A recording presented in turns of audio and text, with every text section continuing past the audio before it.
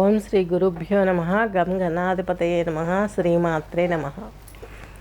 ఈరోజు మనము 2026 మొదటి పక్షం మే నెల 1 నుంచి 15వ తేదీ వరకు జరుగు గోచార ఫలితాలను తెలుసుకుందాము.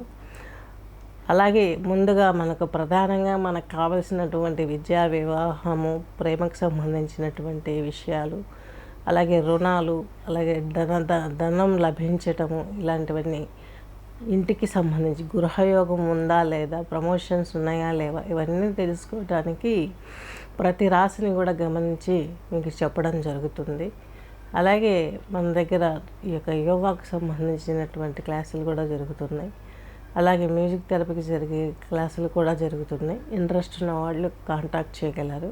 ఉత్తర నక్షత్రం 3 పాదాలు, హస్త నక్షత్రం 4 పాదాలు, అలాగే చిత్తా నక్షత్రం 2 పాదాలు కలిపి కన్యారాశి, కన్యాలగ్నం కిందకి వర్తిస్తుంది. మీ రాశాధిపతి దశమాధిపతి అయినటువంటి బుధుడు మీకు 14వ తేదీ వరకు మేషరాశిలో ఉంటారు.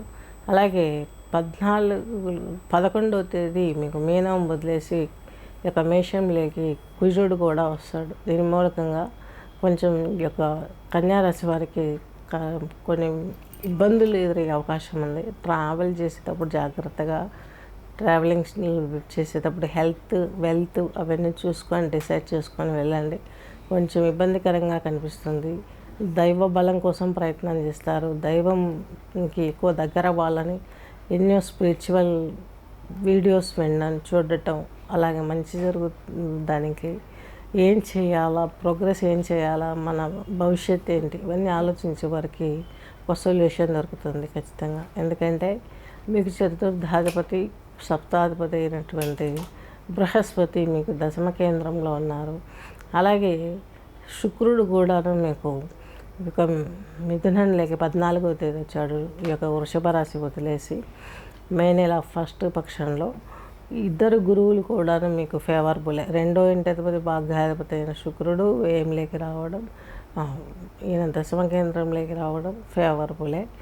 అలాగే కొంచెం మీకు ప్లస్ ఇవ్వడానికి ప్రయత్నిస్తాడు. మీకు కన్యారాశి వారికి భాగ్యాధిపతి దశమంలోకి రావడం అనేది చాలా అదృష్టం.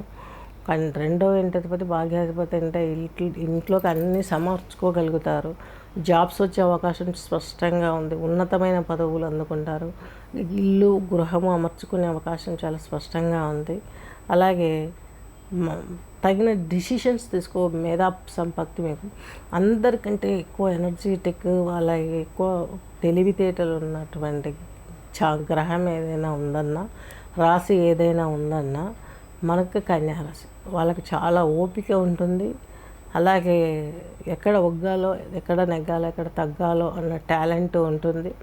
కొంచెం స్త్రీ సంబంధమైనటువంటి అలంకరణ, ఆకర్షణ, ఇవన్నీ వాళ్ళలా కనిపించాలనుకోవడం. జెంట్స్ కూడాను ఆ తత్వం, అంటే వాళ్ళు స్త్రీ అని కాదు, ఆ తత్వం, స్త్రీలు ఎంత అలంకరణ ప్రియులో ఈ రాశిలో పుట్టిన కన్యారాశి రాశిలో పుట్టిన స్త్రీ పురుషులు ఇరువురు కూడాను అలా అట్రాక్షన్గా కనిపించాలని ప్రయత్నిస్తారు. అదన్నమాట. అలాగే ఎందుకంటే ఈయన నపుంసక గ్రహము, ఈయనకు స్త్రీతత్వం లేదు, పురుషతత్వం లేదు. ఒక జస్ట్ అలా ఉండిపోతాడు. మంచి నాలెడ్జ్ ఇస్తాడు. అస్ట్రాలజీ ఫీల్డ్లో ఉన్న వారికి ఎక్సలెంట్ పీరియడ్.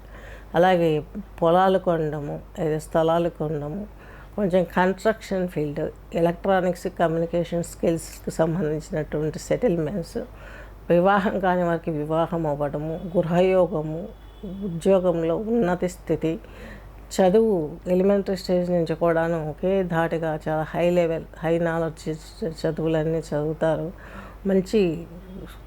మంచిగా మీ ఇంటిని మీరు తీర్చుకోగలుగుతారు. ఎన్ని సమస్యలు ఉన్నా కూడాను ఆ సమస్యలన్నింటినీ మీరు టాలెంట్ తోటి నివృత్తి చేసుకునే కెపాసిటీ మీకు చాలా స్పష్టంగా గోచరిస్తుంది. ఇది తీసుకున్నట్లయితే బుధుడు మిథునంలోకి ఇప్పుడే రాడు. ఆయన వృషభంలోనే ఉంటాడు 14వ తేదీ నుంచి.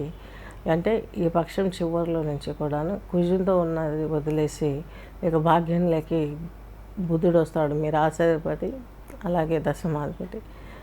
మంచి ఫలితాలను ఇస్తాడు. మీకు మంచి ప్రొటెక్షన్ ఉంటుంది. మీ ఆలోచన బాగుంటుంది. మంచి మంచి ఆస్తిపాస్తులు స్వయం కృషితో మీరు అన్నీ నిర్మించుకోగలుగుతారు.